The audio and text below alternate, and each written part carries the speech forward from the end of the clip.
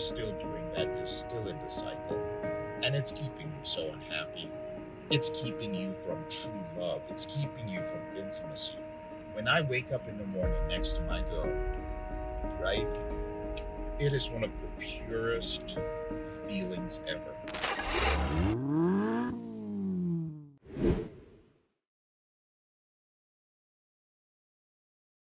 What's happening, brothers?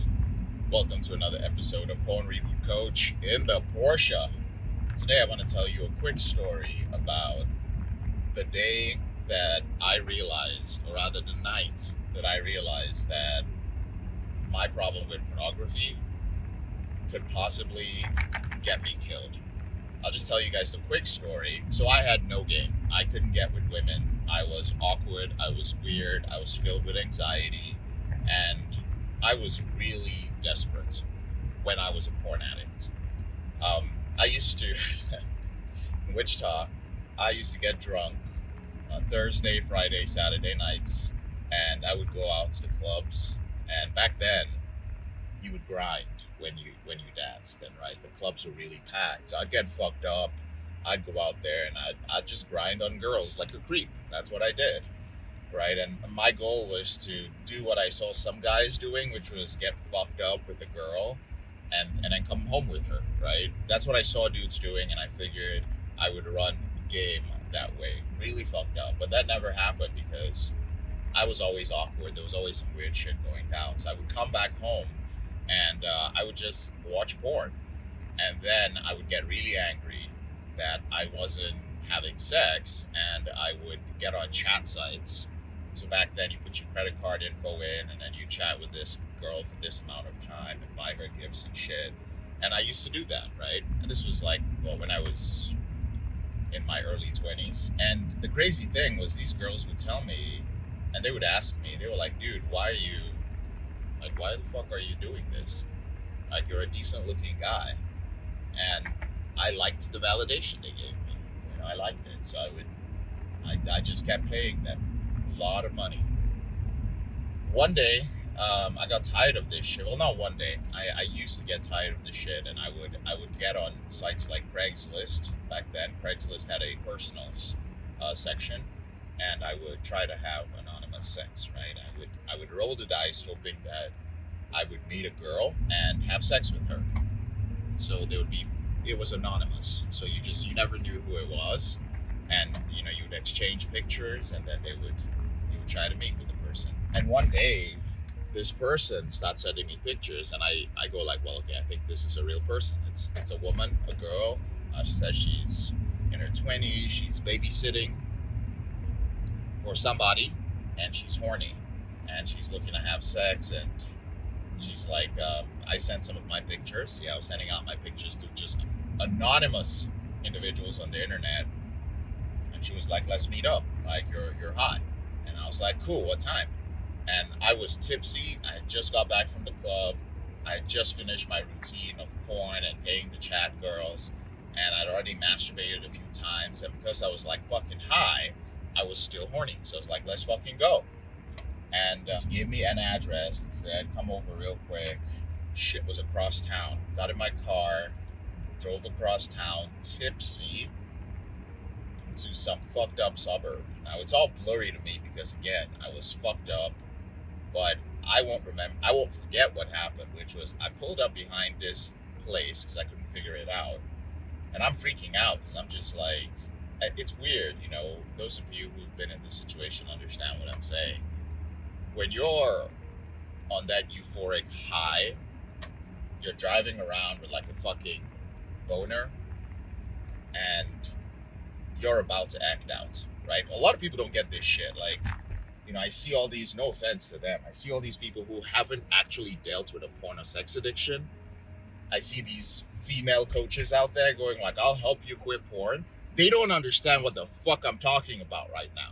They don't fucking get it. Let me go off for a second on these motherfuckers who think they can help people quit porn, but they haven't experienced what I'm talking about right now. And they never fucking will.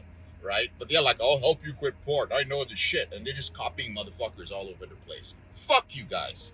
Right? And you girls who are doing that shit. Can't actually help people and their behavior. Anyway, driving around with like that fucking hard on, with the adrenaline rushing, you're just chasing it. You're not thinking clearly because you've literally been possessed by your sub personality, by your addict. And I pull up and I'm messaging because you're determined. You're like, I'm going to do it. And she says like, well, come out of your car. I think I see you. But the thing that saved me, and I tell this to parents, raising your kids right matters. It does matter because at the back of my head, there was still this fear that what would my parents say if I got arrested right now? Or how embarrassing would it be to be murdered out here? And my family would be like, how was he murdered? I was like, it would be so embarrassing for my parents to try and hide how their son died. I just think that would be the worst fucking thing, to like die in some alleyway acting out. And even saying it right now, I feel a little bit of guilt because it was so real to me and there was so many fucking times that it could have happened. But I didn't come out of the car because of that. I sat there and I was like, nah, you need to come out, let me see if you're real. And I didn't put my car in park, right? I put it on drive. And as I was sitting there, the glass on the side screen or whatever the fuck you want to call it, the window, smashed. Like somebody, I don't know what happened. Somebody came up on it and smashed it. And it was a setup. Of course, I didn't realize it then, but I was on drive. So all I remember was just slamming down on the fucking accelerator, driving through that yard. I don't know whose yard it was, but I drove through that shit and like across like fucking trampolines and, you know, the little kiddie pools, the plastic blow up kiddie pools and toys and tricycles and shit. I fucking destroyed the bottom of my vehicle doing that. But I drove through all that shit, and I remember, brothers, just driving back, fucking up the steering wheel of my car because I was like squeezing that motherfucker, like squeezing that shit, right? And I just kept telling myself, you weren't raised like this, JK. You weren't raised like this, JK. You weren't raised like this. You weren't raised like this. You weren't raised like this. And I did that shit all the way back home. Like, just feel like I was fucked up, but it was adrenaline that got me home. And I remember getting back home and realizing that, like, I had a fucking problem.